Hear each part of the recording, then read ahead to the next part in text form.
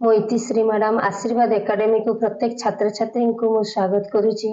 आज मु तुम MIL जो इतिहास विषय रही तार MCQ क्वेश्चन मुझे आलोचना करी। तेणु परीक्षा को आखि आगे रखी मु गुरुत्वपूर्ण क्वेश्चन उपर आज डिस्कस करी। या पर 1 नंबर 2 नंबर 3 नंबर और लॉन्ग क्वेश्चन मु डिस्कस करी। तेणु मो चैनल को शेयर कमेंट और सब्सक्राइब करने आदौ भूलिब ना। तेणु डेरी नक बर्तमान मु क्वेश्चन स्टार्ट करुच्ची। प्रथम क्वेश्चन है मनुष्यतर विशेष लक्षण कौन। उत्तरटी है आंसर है तुमर तत्व निरूपण प्रयास। 2 नंबर क्वेश्चन केउ श्रेणीर मनुष्य पृथ्वीर नाना वस्तु दर्शन करती और संभोग करती माने उपभोग करती। कौ श्रेणी ना प्रथम श्रेणी। 3 नंबर क्वेश्चन केउ श्रेणीर मनुष्य मानक वस्तुर तत्व निरूपण करने विषय प्रयास देखा जाए नहीं। केउ श्रेणी ना 1 श्रेणी। अनंत प्रकृति सांगरे कहार नित्य संयोग होता है। आंसर टी है मनुष्य। केउ संबंध विच्छिन्न हेले मनुष्य जीवन मूल्य किछि रहे नहीं। आंसर टी है अनंत अतीत।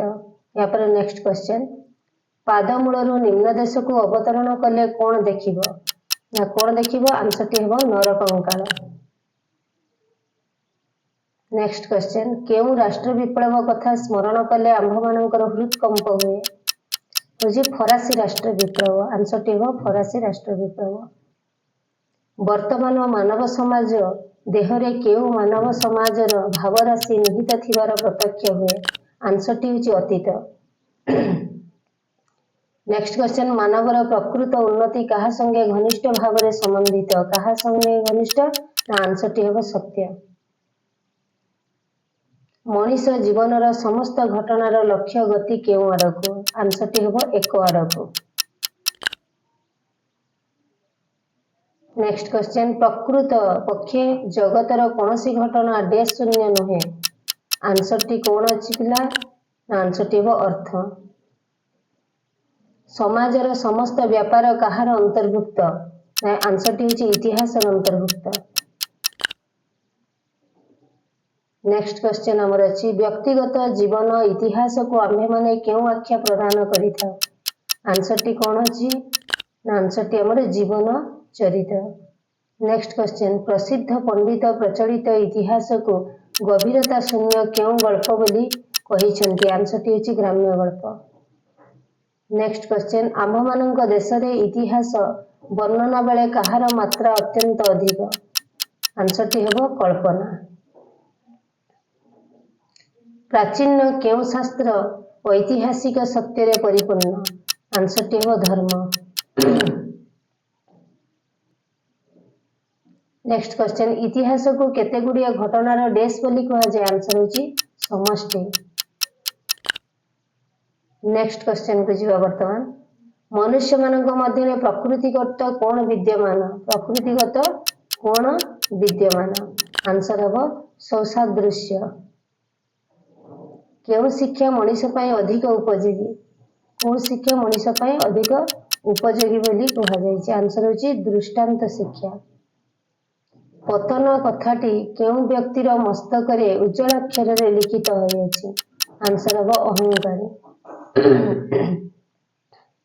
नेक्स्ट क्वेश्चन केउ मानव पृथ्वीर विपरीत भाव दर्शन करी अविश्वासी हुए। आंसर होची अपरिणामदर्शी। कहा को द्वितीय शिक्षक बोली कहा जाए। आंसर होची इतिहास। इतिहास को द्वितीय शिक्षक बोली कहा जाए। नेक्स्ट क्वेश्चन प्रयोजनीय वस्तु लाभ पाए कहा को कष्ट जातना भोग करने को पड़ी। कहा को। आंसर हेबो महापुरुष। अतीतर संतान भविष्यतर केउ रूप रे दंडायमान। आंसर हेबो पिता रूपे दंडायमान। नेक्स्ट क्वेश्चन कहार कार्य कदापि असंपूर्ण रहिबो नहीं। कहार कार्य ना विधातार कार्य। नेक्स्ट क्वेश्चन विधाता कहा को उच्च अधिकार दियंती। कहा को उच्च अधिकार दियंती ना यज्ञ लोक को। आंसर यज्ञ लोक। ईश्वर आम्भ मानक देश को केउ अनुराग हस्तर उद्धार करंतु। ना विकृत आंसर हम विकृत। काहाकू केंद्र करी उत्कल इतिहास गढ़ी उठी काहाकू केंद्र करी ना श्री जगन्नाथ को केंद्र करी।